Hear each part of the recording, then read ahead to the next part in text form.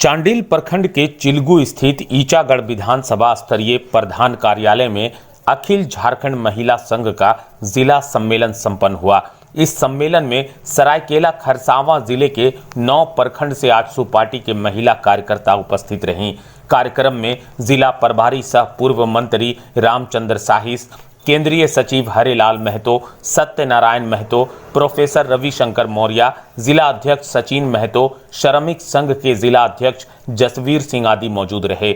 इस अवसर पर महिलाओं को संबोधित करते हुए पूर्व मंत्री रामचंद्र साहिस ने कहा कि मौजूदा हेमंत सरकार ने चुनाव के समय प्रत्येक महिलाओं को प्रति माह 2500 रुपये चूल्हा खर्च देने के नाम पर महिलाओं को छलने का काम किया है। श्री साहिस ने कहा कि राज्य के गरीबों को 3 लाख रुपए का आवास और मुफ्त बिजली के नाम पर जनता को ठगने का काम किया है। गांव के गरीबों को मुफ्त बिजली तो नहीं मिली, लेकिन गरीबों को बिजली विभाग की ओर से मुफ्त में केस जरूर मिल रहा है। पूर्व मंत्री ने कहा कि सरकार ने पिछड़ों को उनके अधिकार से वंचित रखने का काम किया है। बीते पंचायत चुनाव में पिछड़ा वर्ग को आरक्षण का लाभ नहीं दिया गया। जब आजसू सांसद चंद्र प्रकाश चौधरी ने सुप्रीम कोर्ट में याचिका दायर की तो राज्य सरकार ने स्वयं सुप्रीम कोर्ट में हलफनामा दाखिल कर कहा था कि आगामी चुनाव में पिछड़ों के लिए सीट आरक्षित किए जाएंगे, लेकिन अभी तक निकाय चुनाव में भी पिछड़ों के लिए एक भी सीट आरक्षित नहीं किया जा रहा है। रामचंद्र साहिस ने कहा कि बीते दिनों स्थानीय नीति और पिछड़ा वर्ग 27% आरक्षण का ढकोसला राज्य सरकार लाई है, जबकि सरकार ने अपने चुनावी घोषणा पत्र में कहा था कि सर्वप्रथम खतियान आधारित स्थानीय नीति व नियोजन नीति तैयार कर नियुक्ति की जाएगी। लेकिन राज्य सरकार की कथनी और करनी में आकाश और जमीन उतना ही फर्क है। पिछड़ों के लिए आरक्षण सुनिश्चित किए बगैर नौकरियों में बहाली की जा रही है। इस अवसर पर केंद्रीय सचिव हरेलाल महतो ने अपने संबोधन में कहा कि इस समय ईचागढ़ विधानसभा क्षेत्र के प्रत्येक गांव में पेयजल की समस्या है। नियोजन नीति जो काफी संवेदनशील विषय है, उन्होंने इस विषय पर राज्य के जनता को गुमराह करके जन समर्थन लिया कि 1932 के खतियान के आधार पर स्थानीय नीति बनाएंगे, नियोजन नीति बनाएंगे, उसके बाद हम नियोजन देंगे। लेकिन आज राज्य के जनता को गोल गोल घुमा रहे हैं, झूठ बोल रहे हैं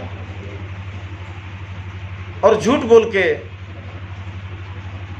माने जो सपना दिखा रहे हैं जनता भी समझ रहे हैं। ये केवल चूल्हा खर्च ही नहीं, इन्होंने वृद्ध वृद्धा को जो 2500 रुपया करके पेंशन देने के बाद कहे थे, आज भूल गए। ये फ्री बिजली देने का भी वादा किए थे, आज फ्री बिजली दे नहीं पा रहे हैं, लेकिन फ्री में केस जरूर दे रहे हैं, लोगों को परेशान कर रहे हैं। ये जनता समझ चुकी है हेमंत सोरेन के नेतृत्व वाली सरकार राजहित में कुछ कर नहीं पाएंगे। इन्होंने झारखंड आंदोलनकारियों को भी आश्वासन दिए थे कि जिनके त्याग तपस्या बलिदान, उनके संघर्ष के परिणाम स्वरूप ये अलग राज्य बना, उन्हें भी कहा गया था कि झारखंड आंदोलनकारियों को भी हम सम्मान देंगे। आज अपने ही राज्य में झारखंड आंदोलनकारियों को पूछने वाला कोई नहीं है। आज आंदोलनकारी इस सरकार से निराश हो चुके हैं। इस सरकार से कुछ होने जाने का नहीं है। यहाँ के लोगों को 3 लाख का घर देने का भी वादा किया था कि हम 3 लाख का हम मकान देंगे, लेकिन आज भी इस क्षेत्र में, पूरे झारखंड में हमें लगता है किसी को आवास भी नहीं मुहैया करा पाया है। तो ये सरकार जो 3 साल पूरा कर चुके हैं, 3 साल के दौरान ये कुछ नहीं कर पाया। ये सरकार झूठा आश्वासन दे रही है। फिर से 32 के खतियान और ओबीसी आरक्षण पर ये गुमराह कर रहे हैं। ओबीसी आरक्षण, ये पंचायत निर्वाचन में लगभग 10,000 जो ओबीसी आरक्षण जो पद था उसको जनरल कर दिया गया। ओबीसी को उसका संवैधानिक अधिकार से वंचित किया गया।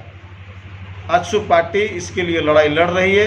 ओबीसी के साथ हम लोग अन्याय होने नहीं देंगे, क्योंकि सामने नगर निकाय चुनाव है। इस नगर निकाय चुनाव का सीट का भी नोटिफिकेशन हो चुका है, सीमांकन हो चुका है। इसमें भी ओबीसी के साथ अन्याय हुआ, संवैधानिक अधिकार से वंचित रखा गया। राज्य में सबसे ज्यादा आबादी वाला ओबीसी का है। झारखंड टाइम्स के साथ जुड़ने के लिए हमारे Facebook page Jharkhand times .live को लाइक करें। साथ ही साथ हमारे ऐप झारखंड टाइम्स को गूगल प्ले स्टोर से इंस्टॉल करना बिल्कुल न भूलें।